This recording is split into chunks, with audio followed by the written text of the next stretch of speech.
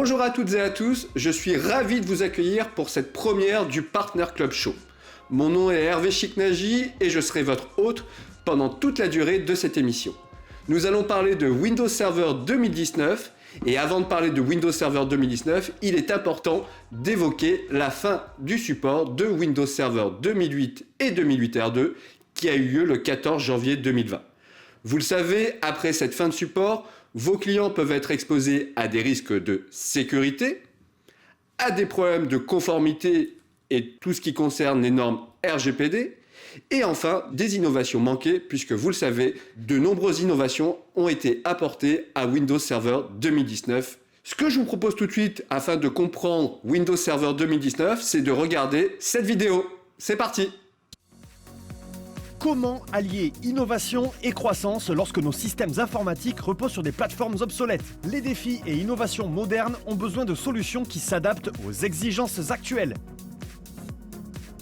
En ce qui concerne le monde des affaires, les entreprises ont besoin d'une infrastructure qui les aide à renforcer la gouvernance et la sécurité de leurs données et leurs applications métiers. Elles ont besoin de plateformes modernes pour une mise en œuvre plus rapide et efficiente des solutions. Construit sur les solides fondations de Windows Server 2016, Windows Server 2019 apporte une rentabilité immédiate. Au travers d'une sécurité accrue, d'une meilleure gestion des infrastructures, du traitement des données et la flexibilité de migrer vers le cloud. Windows Server 2019 repose sur 4 piliers. Une sécurité multicouche avancée, une plateforme unique pour les data centers hybrides, une infrastructure hyper convergée sans précédent et des innovations plus rapides pour les applications. Ces piliers assurent une meilleure protection de votre infrastructure informatique, garantissent la continuité des activités et offrent de nouveaux services hybrides pour étendre votre infrastructure.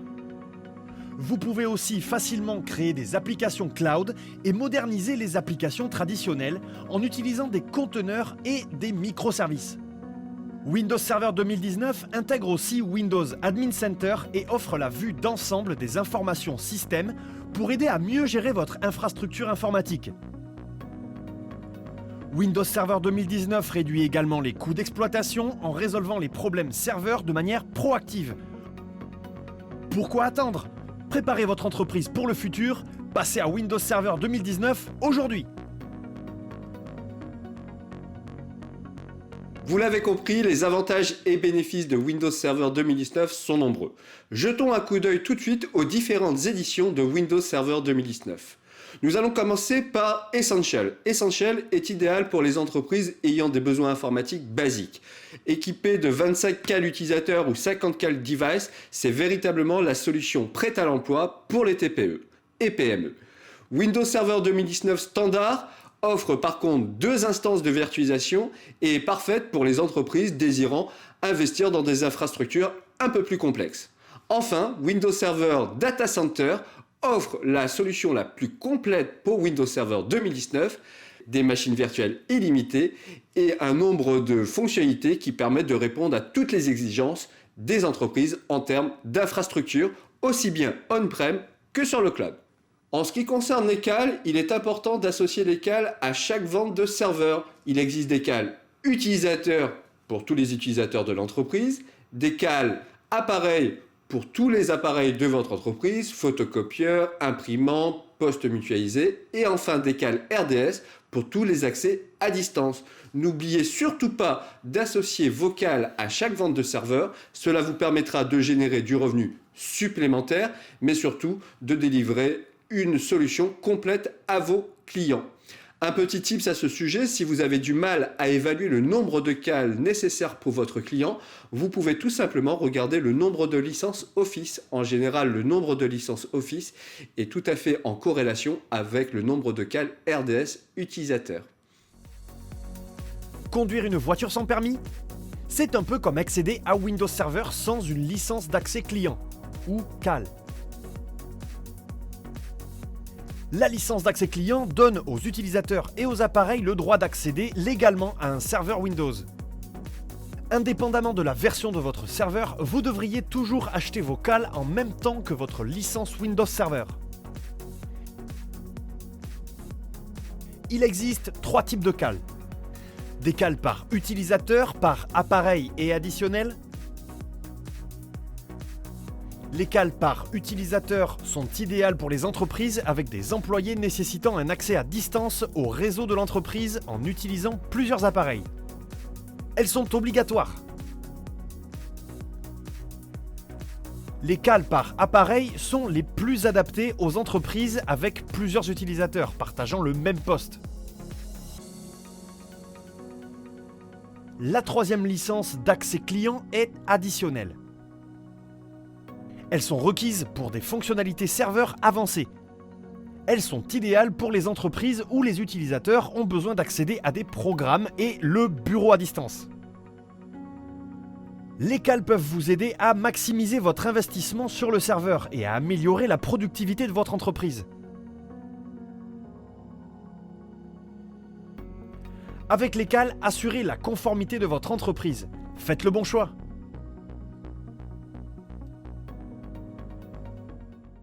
J'ai la chance aujourd'hui de recevoir Timothée Wynn qui est notre champion serveur. Bonjour Timothée, comment vas-tu? Bonjour Hervé, ça va très bien, merci. Et toi? Très bien, merci. Écoute Timothée, durant le visionnage de la vidéo, on a évoqué HCI. Est-ce que tu peux nous dire ce que signifie HCI? HCI en anglais veut dire Hyperconverged Infrastructure. En français, tout simplement, infrastructure hyperconvergée.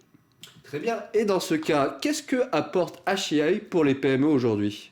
Tout d'abord, HCI apporte de la solidité et puis après de l'évolutivité. Il faut savoir que les infrastructures traditionnelles ne sont pas solides, dans le sens où si un serveur tombe en panne, l'activité s'arrête net, le temps de réparer. Et si les besoins évoluent, ici aussi, ça oblige la PME à pousser les murs pour gagner de l'espace et ajouter de nouveaux serveurs. Dans un premier temps, les clusters HCI amènent de la redondance au niveau des serveurs et non plus au niveau du disque, ce qui permet, lors d'une panne serveur, de continuer l'activité. Et puis, la virtualisation permet à la PME de faire évoluer son infrastructure à volonté, puisque tout est virtualisé, et en apportant, bien sûr, de la puissance et en plus de la simplicité dans la maintenance. D'accord, très bien. Donc véritablement, HCI est une solution hardware révolutionnaire par rapport à ce que l'on connaissait actuellement. Timothée, s'il faut plusieurs serveurs, c'est donc une solution forcément plus chère qu'une infrastructure traditionnelle? Oui et non. C'est comme comparer une voiture à un camion. Si on veut investir dans un camion, c'est que l'on sait qu'on va faire du transport et de la route, ce qui, à la longue, comparé à une voiture, revient moins cher. Donc oui, c'est plus cher si, dans une infrastructure, on considère qu'il n'y a que des serveurs et qu'ils ne sont pas sauvegardés. Dès lors qu'on veut grossir et que l'infrastructure est amenée à être sauvegardée, dès lors qu'on veut investir dans des solutions qui doivent être solides, là non, puisque les dépenses, les investissements faits dans le HCI va prendre en compte les dépenses pour la sauvegarde, la maintenance, l'expansion du système et ajouter aux pertes de revenus lors des arrêts de l'infrastructure. Tout cela fait en sorte que la solution HCI revient moins chère qu'une solution traditionnelle. D'accord, donc c'est une solution clé en main dans l'absolu qui comprend aussi le backup.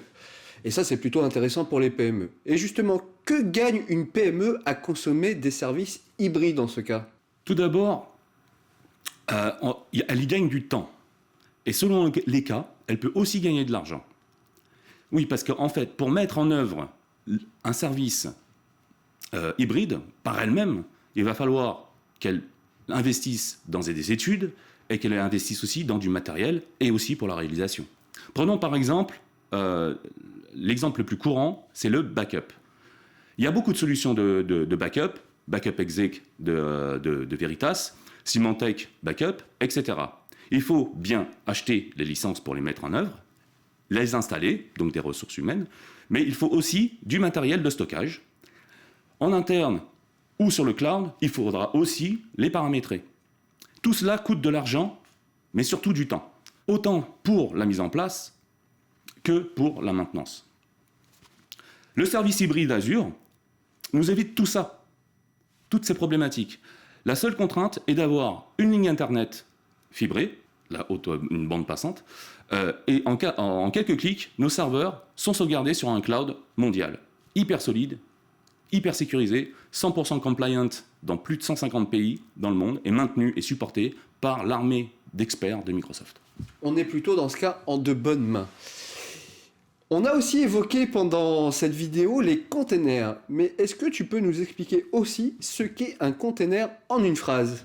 Alors, en une phrase, un conteneur, c'est une application packagée qui est capable d'être diffusée vers tout type d'OS et de plateforme, et utilisable sur tous les OS et toutes les plateformes. Cela n'a pas l'air très simple, je comprends pas tout. Est-ce que tu peux m'expliquer quand une PME a-t-elle recours à ce type de technologie de pointe ? C'est vrai que la technologie conteneur est complexe et n'est donc pas destinée à toutes les PME. Cependant, tout le monde l'utilise, que ce soit pour des sites web, que ce soit pour un jeu, une application, par exemple Netflix, est sous forme de conteneur. Donc tout le monde l'utilise sans le savoir. Si une PME n'a pas les compétences nécessaires en interne, elle peut externaliser et faire développer ses applications par des prestataires.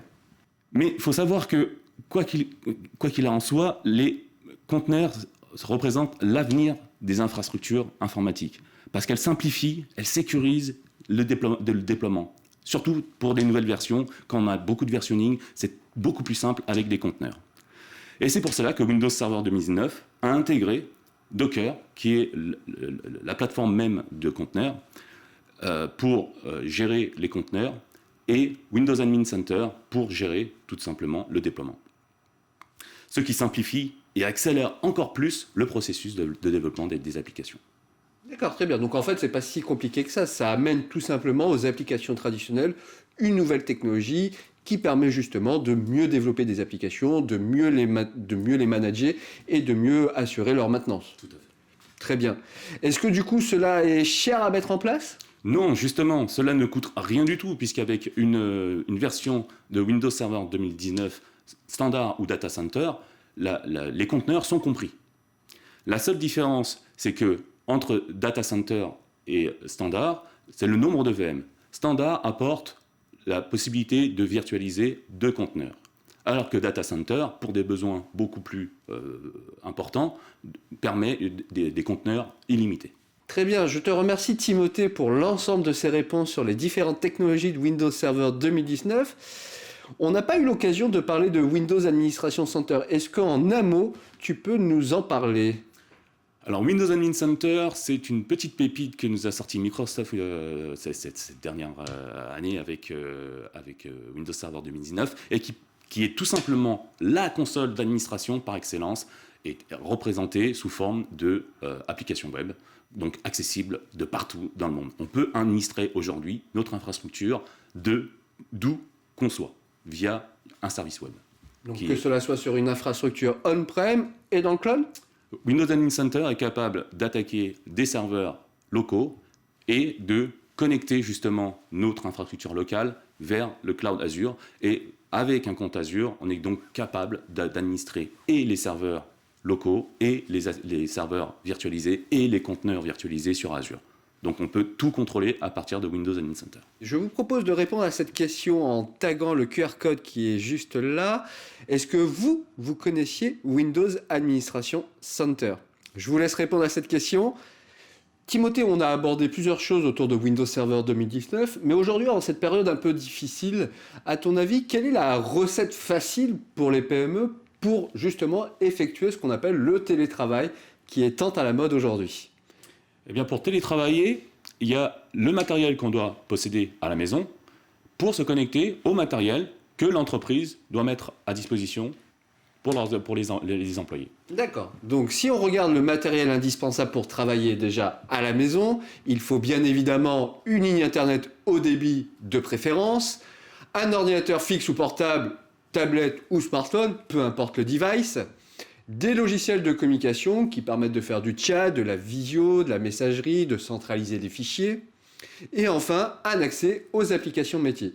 Est-ce que, par contre, côté entreprise, tu peux nous détailler ce qu'il faut ?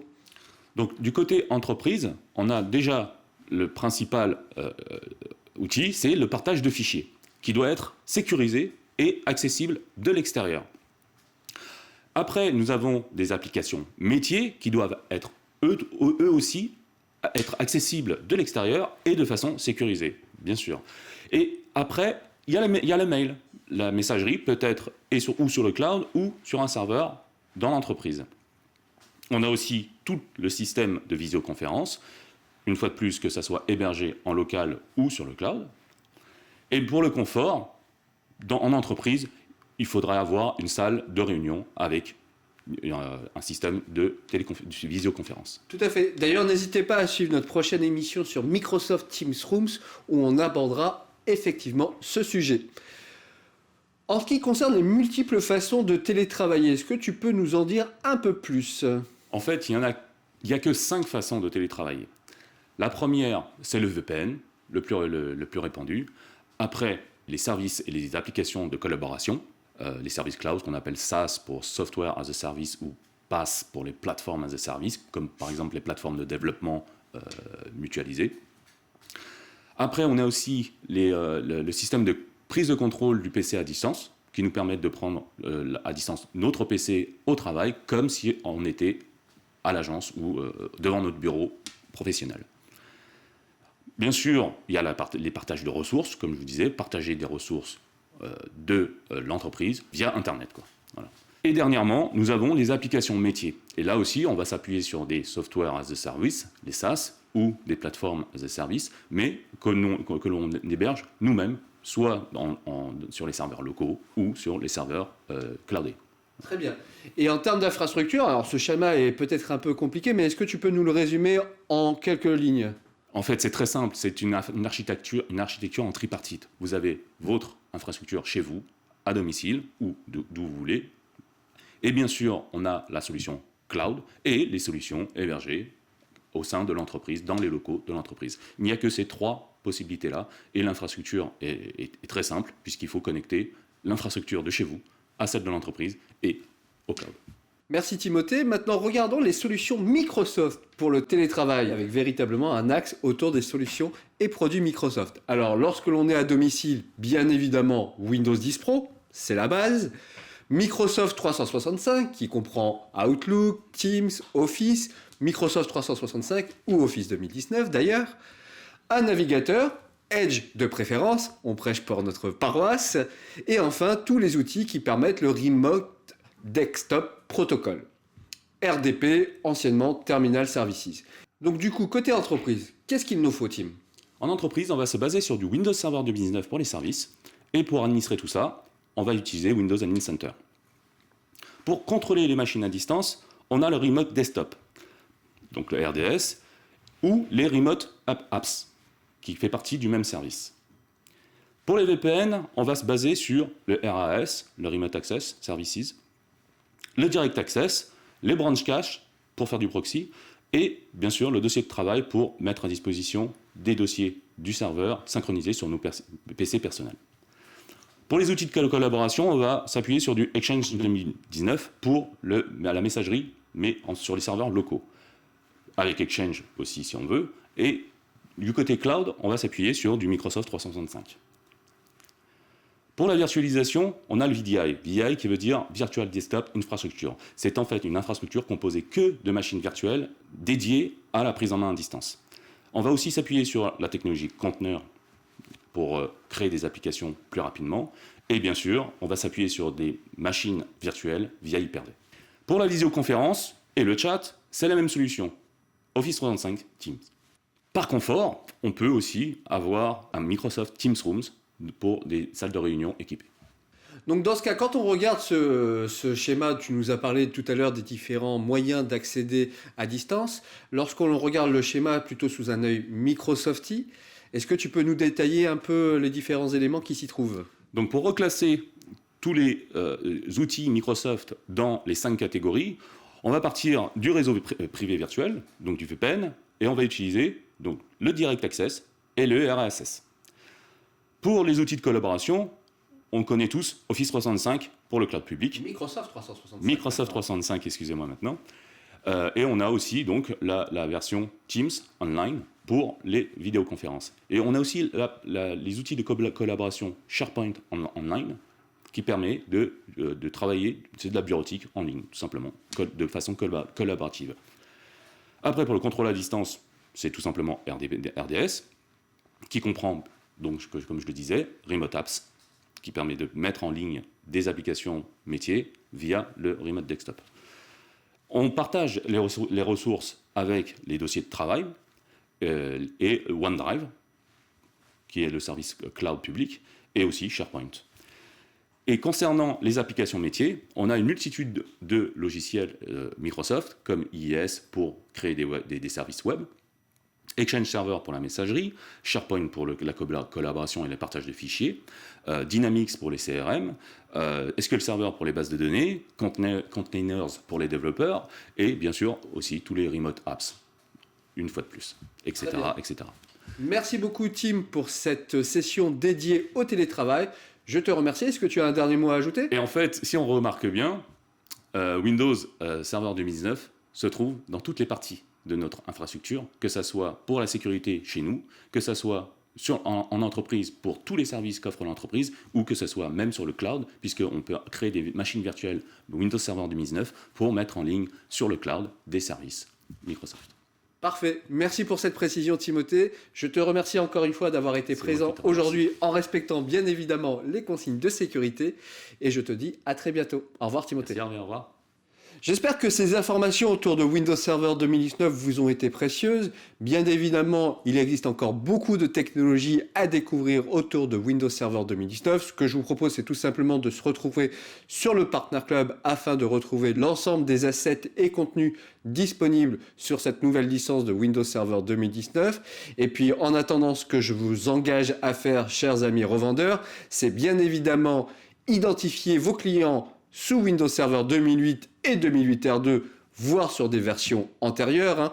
91% de notre base installée aujourd'hui sur le segment SMB est encore sur des technologies qui ne sont plus supportées par Microsoft. De discuter des avantages et bénéfices qu'apporte une nouvelle infrastructure, bien évidemment embarquée avec Windows Server 2019, et de les faire passer tout simplement à Windows Server 2019. Retrouvez-nous pour d'autres numéros de cette émission spéciale du Partner Club Show autour d'Office, de Windows 10 Pro ou de Microsoft Teams Rooms. À très bientôt les amis, au revoir.